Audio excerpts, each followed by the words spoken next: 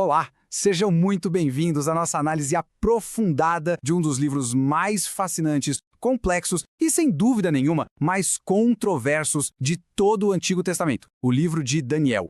Para qualquer estudante de teologia, de história, de filosofia ou de humanidades aqui no Brasil, mergulhar nas páginas de Daniel é, sinceramente, como entrar num campo de batalha, tanto intelectual quanto espiritual. Por um lado, a gente é totalmente cativado por aquelas narrativas de fé inabalável, de coragem, de integridade em meio aos impérios mais poderosos que o mundo antigo já viu. Mas por outro lado, somos desafiados por visões apocalípticas, sabe? Aquelas cheias de símbolos que têm intrigado e, vamos ser honestos, dividido intérpretes por milênios. O livro de Daniel não é um texto para ser lido de forma simples, para ser digerido rapidinho. Ele é um verdadeiro quebra-cabeça literário, histórico e teológico. É um livro que já começa diferente, sendo bilíngue, escrito em hebraico e aramaico, e até a posição dele no cânon hebraico, lá entre os escritos, os Ketuvim, e não com os profetas, os Neviim, já nos dá uma pista, já acende uma luzinha de que ele tem uma natureza toda singular. Este livro nos força a encarar de frente questões fundamentais sobre a natureza da profecia, sobre como a história é escrita, sobre como a fé resiste no mundo hostil e, acima de tudo, o tema que amarra tudo isso,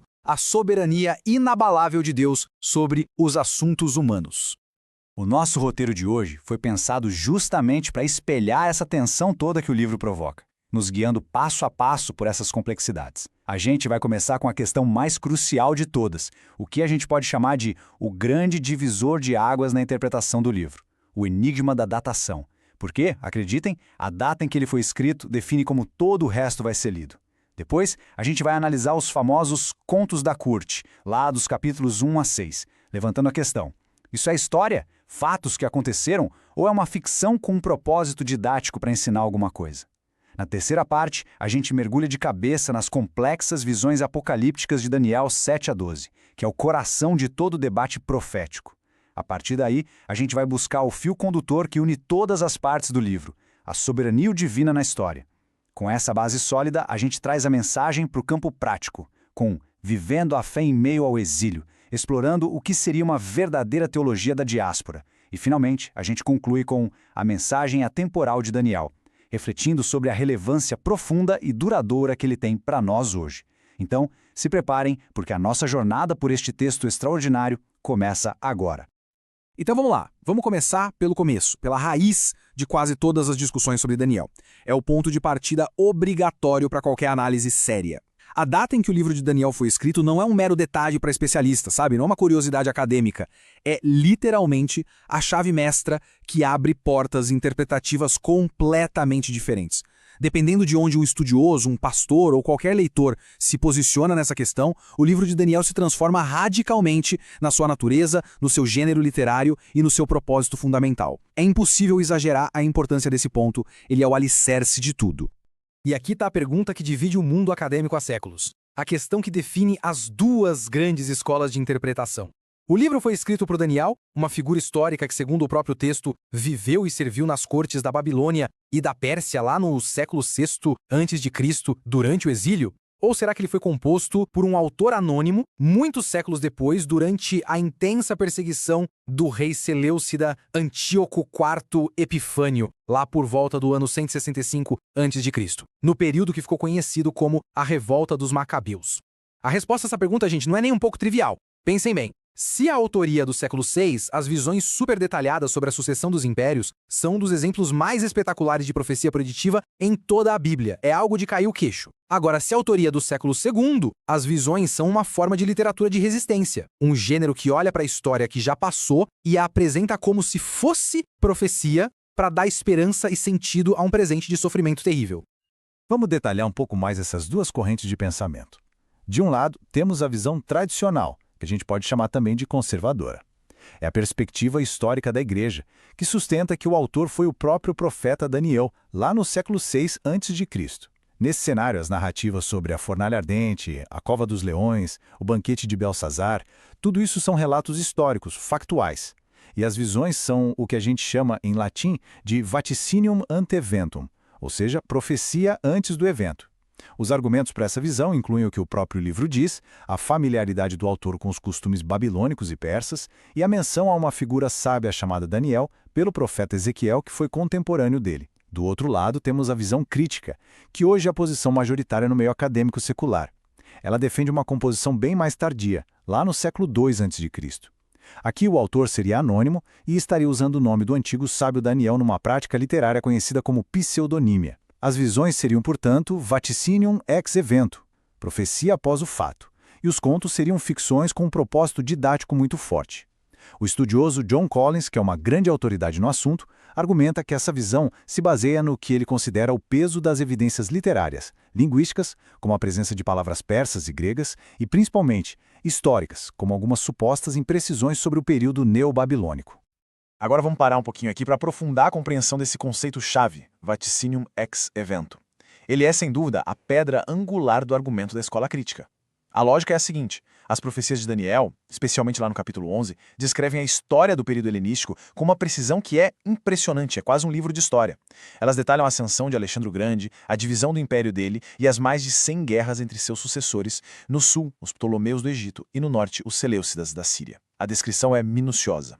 No entanto, argumentam esses estudiosos, quando a narrativa chega ao reinado de Antíoco IV Epifânio, o grande perseguidor dos judeus, a profecia de repente fica vaga, genérica e, segundo eles, historicamente imprecisa sobre o fim da vida dele. Para a visão crítica, esse é o sinal claro, a prova cabal, de que o autor estava, na verdade, registrando a história até o seu próprio tempo, ali por volta de 165 a.C., e a partir daquele ponto, ele começou a tentar prever o futuro, e aí errou nos seus prognósticos.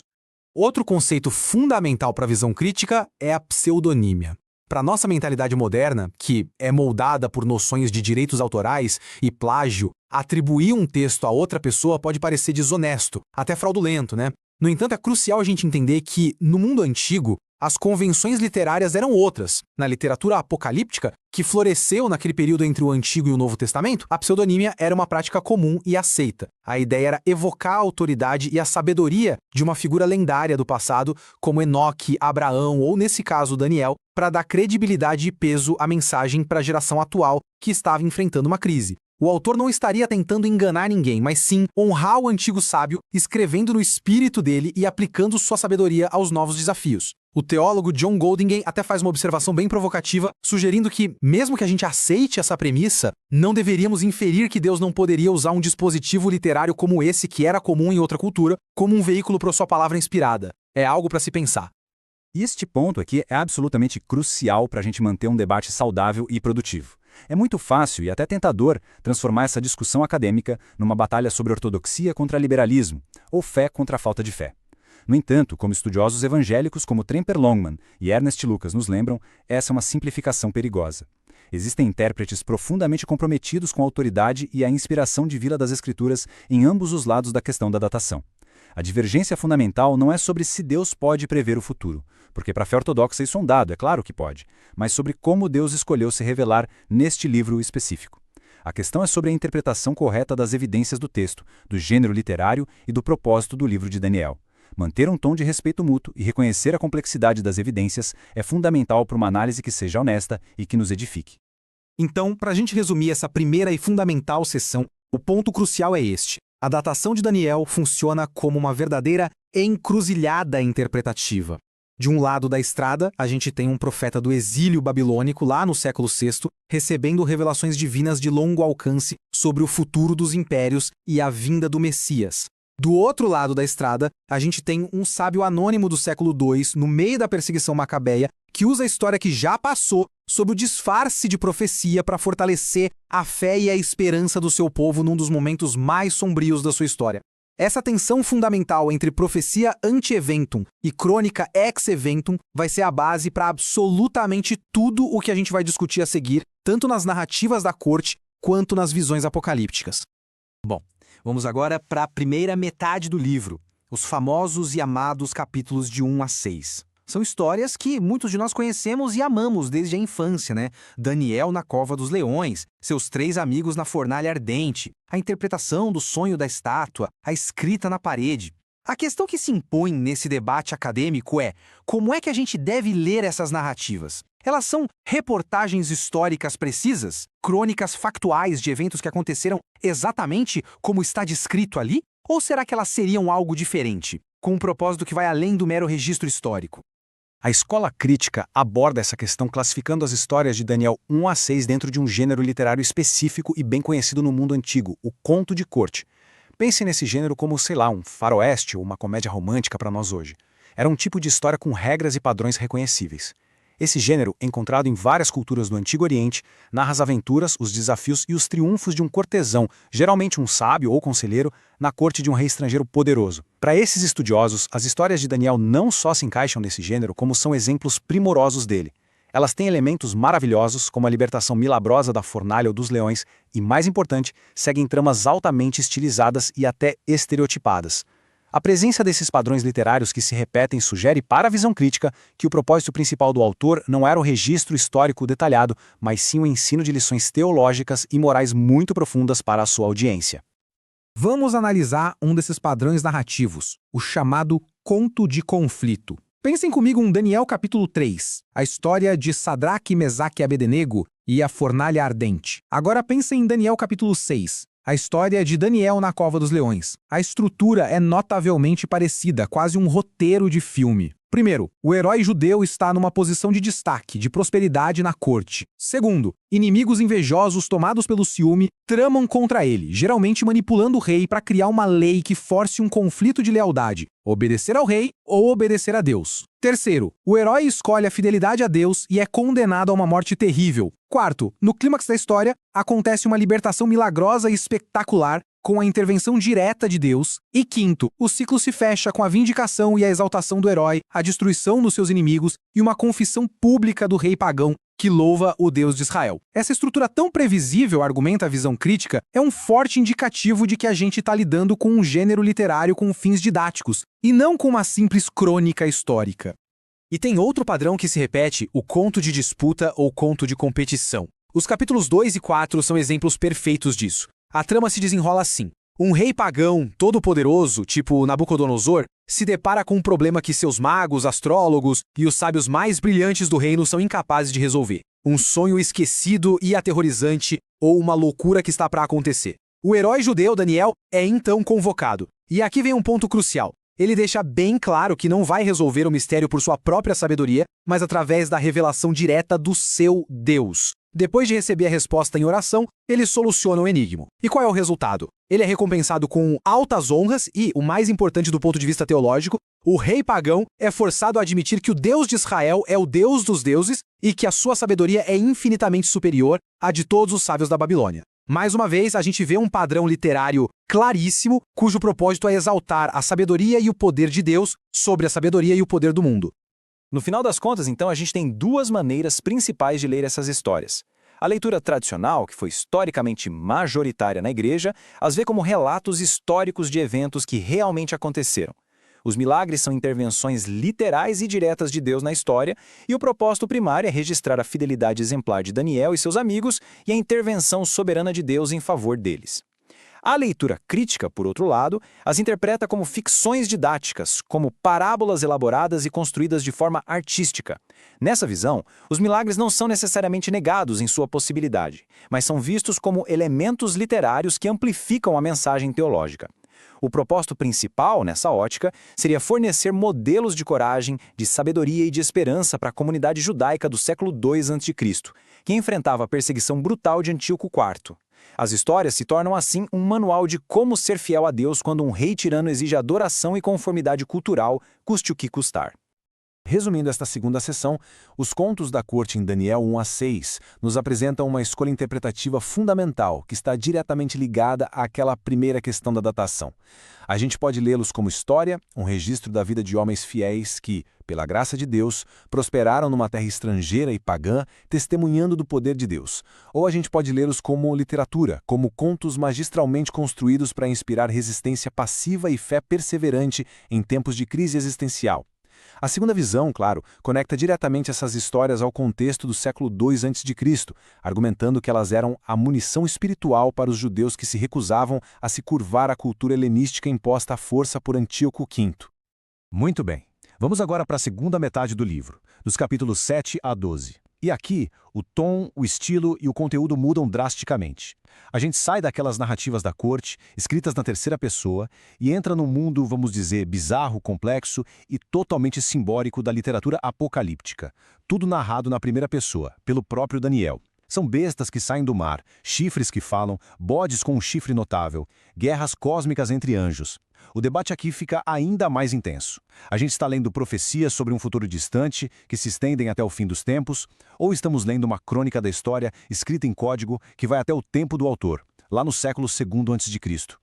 Para a gente conseguir entender Daniel 7 a 12, é indispensável entender o gênero apocalíptico. Esse gênero literário floresceu no judaísmo do Segundo Templo, ali entre 200 a.C. e 100 d.C., e ele tem características muito distintas. Por exemplo, a revelação não vem diretamente de Deus, mas é mediada por um ser celestial, um anjo, que interpreta a visão providente humano. A linguagem é altamente simbólica, cheia de bestas, números misteriosos, imagens cósmicas. A história é vista como uma série de períodos que Deus já pré-determinou, como um roteiro divino que está se desenrolando. Existe um forte dualismo, um contraste bem marcado entre as forças do bem e do mal, entre esta era perversa e a era que está por vir, e, ponto crucial, a esperança não está numa mudança política ou militar humana, mas numa intervenção divina, catastrófica e decisiva, que vai acabar com a era presente e inaugurar o reino de Deus, muitas vezes incluindo a ressurreição dos mortos para o juízo final. O livro de Daniel é um exemplo clássico, talvez o mais antigo desse gênero. Para muitos estudiosos, a presença forte dessas características é um argumento central para uma datação tardia, na era helenística, quando esse tipo de literatura se tornou comum como uma resposta à perseguição e à sensação de potência do povo.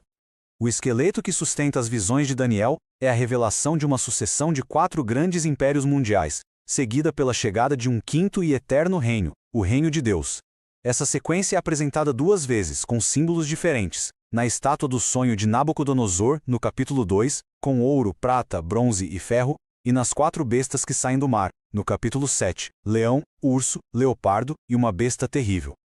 Existe um consenso quase universal entre os estudiosos, tanto conservadores quanto críticos, sobre a identidade dos 3 primeiros reinos. A cabeça de ouro, ou o leão, representa o Império Babilônico.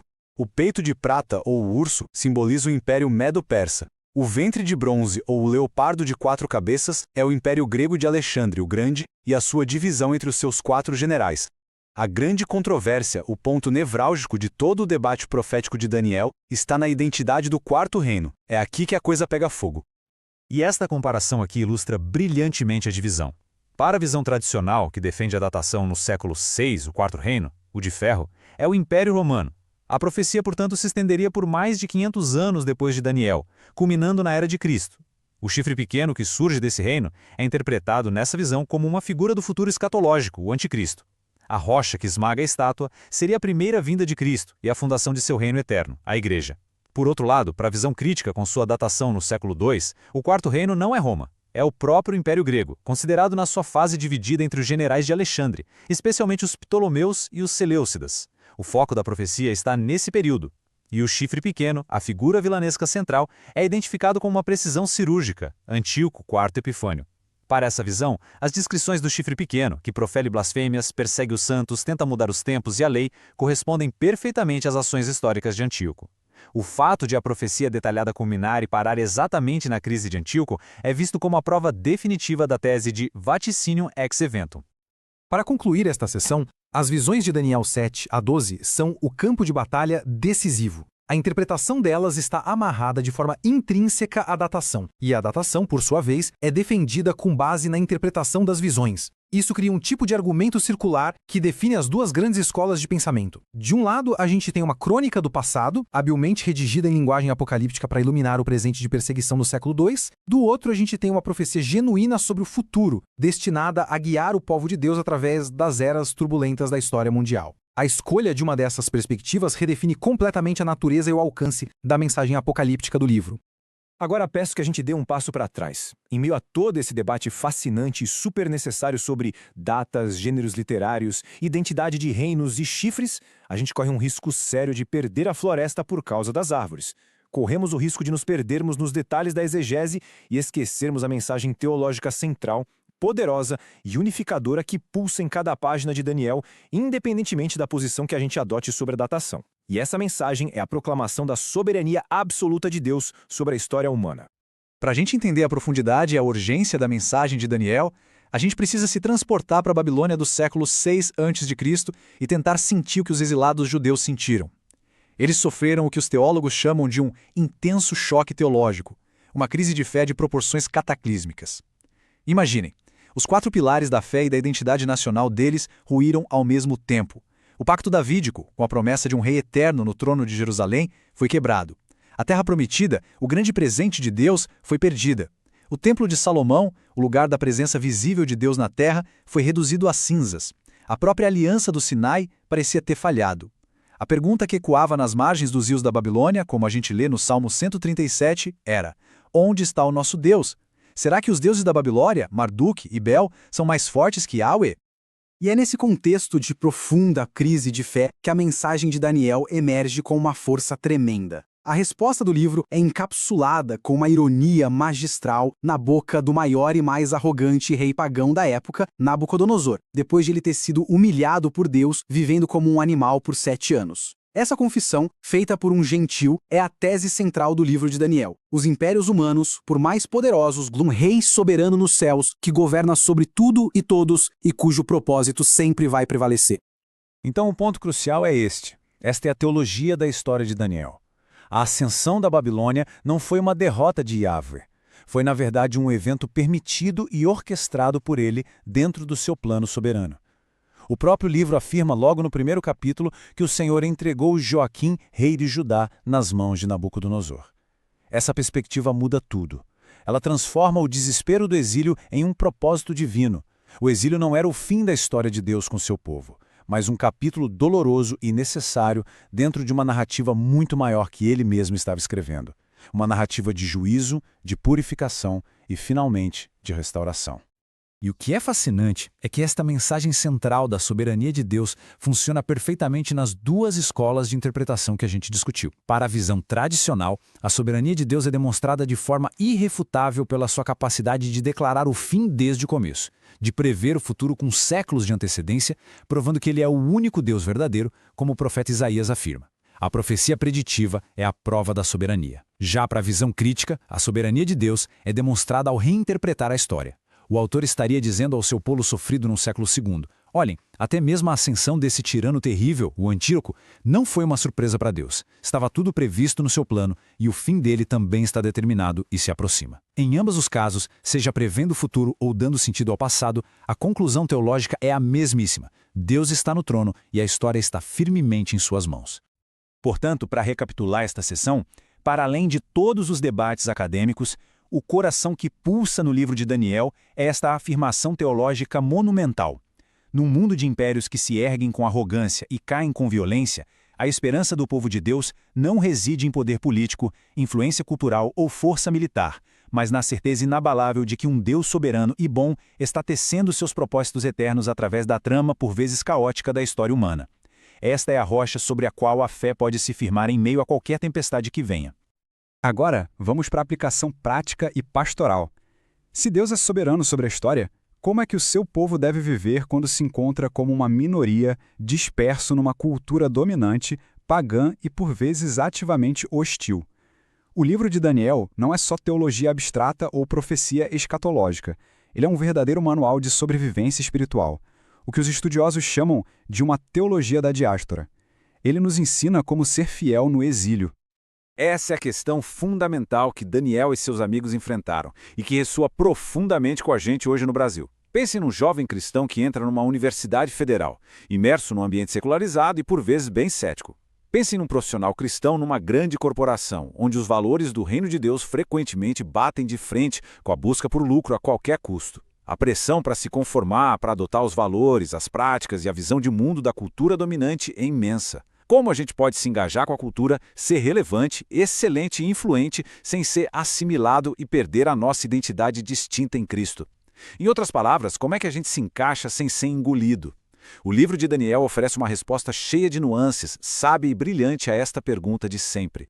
Esse slide é fantástico para visualizar a estratégia deles. Eles não adotaram uma abordagem de isolamento total, fugindo do mundo, nem de assimilação completa, se tornando iguais ao mundo. Eles praticaram o que a gente poderia chamar de engajamento crítico e criativo. Olhem a sabedoria deles. Na questão da identidade, eles aceitaram novos nomes babilônicos, nomes ligados a deuses pagãos. Por quê? Porque era uma questão externa, não essencial. Seus corações sabiam a quem pertenciam. Na educação, eles mergulharam na literatura e na ciência pagãs e se tornaram os melhores nisso, buscando influenciar a cultura de dentro para fora. Mas quando a pressão cultural tocou em pontos inegociáveis da aliança e adoração a Deus, como a comida do rei que os contaminaria ritual e espiritualmente, ou a adoração exclusiva a Yahweh, desafiada pelo decreto do rei, a resposta foi uma não conformidade firme, corajosa e sacrificial. Eles sabiam onde traçar a linha na areia. E mesmo ali, na questão da comida, buscaram uma solução criativa e respeitosa, o teste dos vegetais, em vez de uma rebelião aberta e arrogante. E a partir do exemplo extraordinário deles, a gente extrai lições atemporais para a nossa própria jornada no exílio. Primeiro, a busca pela excelência profissional. Eles não sabotaram o sistema. Eles o serviram com uma competência e integridade que eram 10 vezes superiores às dos outros, glorificando a Deus através do seu trabalho secular. Segundo, a oração como sustento vital. A vida de Daniel era ancorada na oração. Era a sua linha direta com a fonte de toda a sabedoria, coragem e discernimento. Terceiro, uma profunda confiança na providência de Deus. Eles viram a mão de Deus abrindo portas e concedendo favor até mesmo no coração de seus captores pagãos. Quarto, a coragem para dizer não, para não se conformar, para traçar limites, mesmo que o custo fosse a própria vida. E, finalmente, uma humildade radical. Em todos os seus sucessos e livramentos, eles sempre desviaram a glória de si mesmos para Deus, reconhecendo que dele, por ele e para ele são todas as coisas. A visão crítica do livro conecta este modelo de resistência a um grupo específico mencionado no clímax do livro, lá em Daniel 11:33, os Masquilim, uma palavra hebraica que significa os sábios ou os instrutores. A resistência que o livro de Daniel promove não é uma revolta armada, como a que os macabeus eventualmente lideraram. É uma resistência passiva, baseada na sabedoria, no ensino da justiça, na perseverança e na fidelidade até a morte. O herói do livro de Daniel não é o guerreiro zelote com uma espada na mão, mas sim o sábio, o mestre que fortalece o povo através do entendimento da palavra e da perseverança na fé, mesmo que isso os leve ao martírio. Eles são os que a muitos ensinam a justiça e que, por isso, refugirão como as estrelas, sempre e eternamente, como diz Daniel 12:3. Para resumir, Daniel nos ensina a navegar nas águas complexas e, por vezes perigosas, de viver numa cultura que não compartilha dos nossos valores mais profundos. O modelo é o de engajamento crítico, participar da cultura, buscar a excelência nas nossas profissões, amar e servir a cidade onde vivemos, mas sempre com uma lealdade fundamental, primária e inegociável a Deus e à sua palavra. A resistência mais poderosa que podemos oferecer ao mundo caído não vem da espada ou do poder político, mas de uma vida de sabedoria, integridade, oração e uma disposição para sofrer, se for necessário, por amor a Deus. Chegamos, assim, à nossa sessão final.